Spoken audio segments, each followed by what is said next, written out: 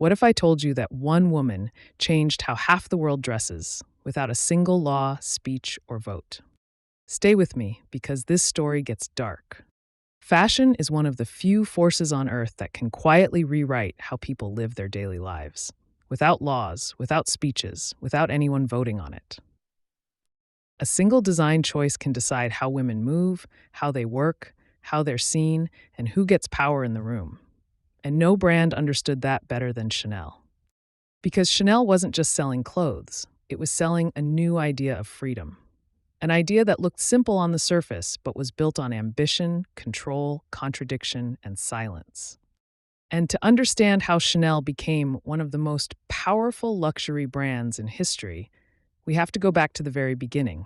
Before the logos, before the perfume, before the myth, when the woman behind the name had absolutely nothing. And that beginning wasn't glamorous at all. Gabrielle Bonheur Chanel was born in 1883 in Saumur, France. Her childhood wasn't elegant, it wasn't privileged, and it wasn't stable. After her mother passed away, her father disappeared. And just like that, Gabrielle and her sisters were sent to live in a convent orphanage. This was a place of discipline, routine, silence. But it was also where she learned something that would quietly shape the rest of her life. She learned how to sew. The nuns dressed in stark black and white habits, clean lines, no decoration, no excess. That visual language, restraint, simplicity, control, would later become the foundation of Chanel's aesthetic. But at the time, this wasn't inspiration, it was survival. Gabrielle didn't dream of fashion, she dreamed of escape. And she learned early that the fastest way out of poverty wasn't following rules, it was rewriting them. That instinct would define everything Chanel would later become. But her transformation didn't begin in a studio, it began on a stage. As a young woman, Gabrielle worked as a singer in cafes and cabarets. Her performances weren't legendary, her voice wasn't exceptional, but she had presence. She performed songs where the chorus repeated the word Coco, and the nickname stuck. Soon, Gabrielle Chanel disappeared, and Coco Chanel was born. This new identity mattered. Coco wasn't bound to her past. She wasn't tied to the orphanage. She wasn't defined by what she lacked. And more importantly, Coco understood how to move through powerful social circles. She formed relationships with wealthy men, most notably Arthur Boy Capel, who helped finance her early business ventures. But Chanel never saw herself as dependent. She repaid every cent. Independence wasn't just a value to her, it was a strategy. In 1910, Chanel opened her first boutique in Paris, selling hats, simple designs, clean shapes, nothing like the oversized, heavily decorated styles of the time. They stood out immediately. And that contrast was the point. Because fashion at the time wasn't designed for movement. It wasn't designed for comfort. It wasn't designed for women who worked, walked, or breathed freely. And Chanel hated that. At the start of the 20th century, women's fashion was restrictive in every sense. Corsets tightened bodies, layers added weight, movement was limited. Chanel looked at men's clothing, jersey fabrics, relaxed tailoring, functional design, and asked a dangerous question: why shouldn't women dress like this? She began borrowing from men's wardrobes, soft fabrics, straight lines, clothes that followed the body instead of fighting it. It wasn't just a style shift. It was a social one. Because once women could move freely, everything else started to change too. Chanel's designs suggested independence without saying the word, strength without shouting, authority without permission. And women responded instantly. By the 1920s, Chanel wasn't just popular, she was reshaping modern fashion. But her most powerful move didn't come from clothing, it came from a bottle. In 1921, Chanel released a fragrance that would become one of the most recognizable products in history, Chanel No. 5. It wasn't the first perfume, but it was the first perfume created by a fashion designer, and the first to be marketed as an identity, not a scent. The bottle was simple, the name was abstract, the branding was confident. It didn't promise romance, it promised presence. And when Marilyn Monroe later claimed she wore nothing to bed but Chanel No. 5, the myth was sealed. Perfume became the financial backbone of the brand. To this day, fragrance and cosmetics generate massive revenue for luxury fashion houses, and Chanel was the blueprint. But behind the success was a business decision that would later haunt Chanel for decades. In 1924, she partnered with Pierre Wertheimer to scale the perfume business. Wertheimer financed production and distribution, while Chanel licensed her name. At the time, it made sense, until it didn't.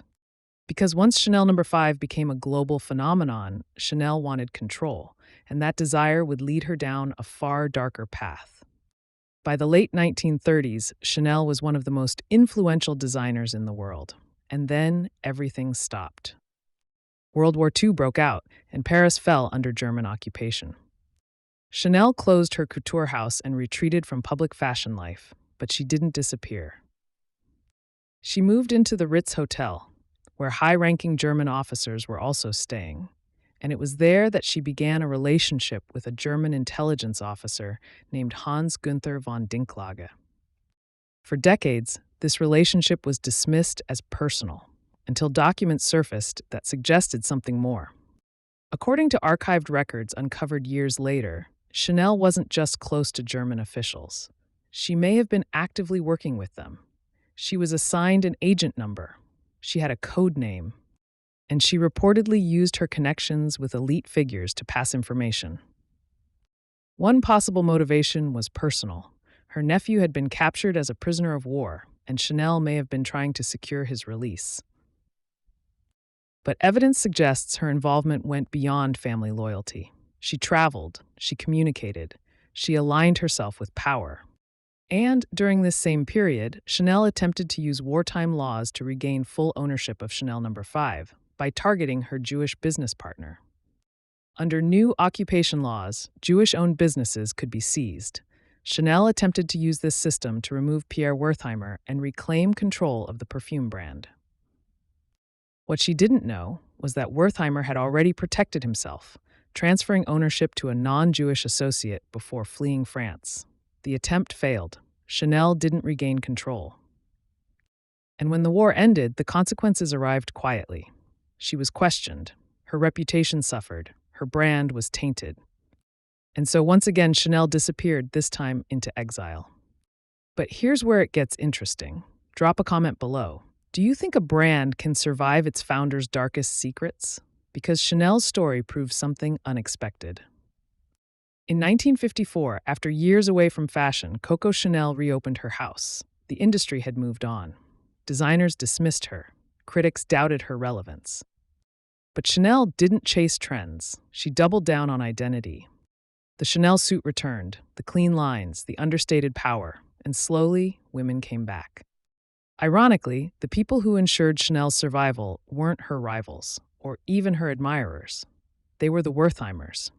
Despite Chanel's earlier attempt to remove them, the family continued to support the brand financially. They covered her expenses, funded the revival, and ensured the company remained stable long after her death. When Coco Chanel passed away in 1971, the woman was gone, but the system she built was not. And that's where the modern Chanel story truly begins.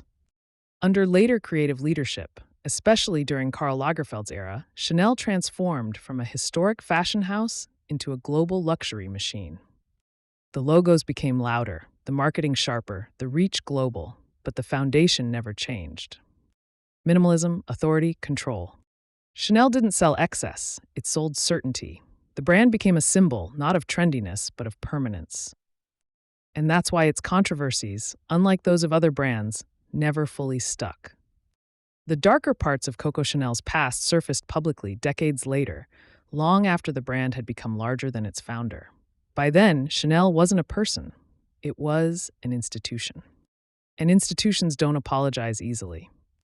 Today, Chanel operates hundreds of stores worldwide and generates billions in annual revenue. Its designs remain instantly recognizable. Its pricing reinforces exclusivity. Its identity feels untouched by time.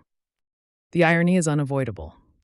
A brand built on freedom was shaped by control. A symbol of independence survived through strategic alliances. A woman who rejected dependence ultimately relied on a system she tried to dismantle.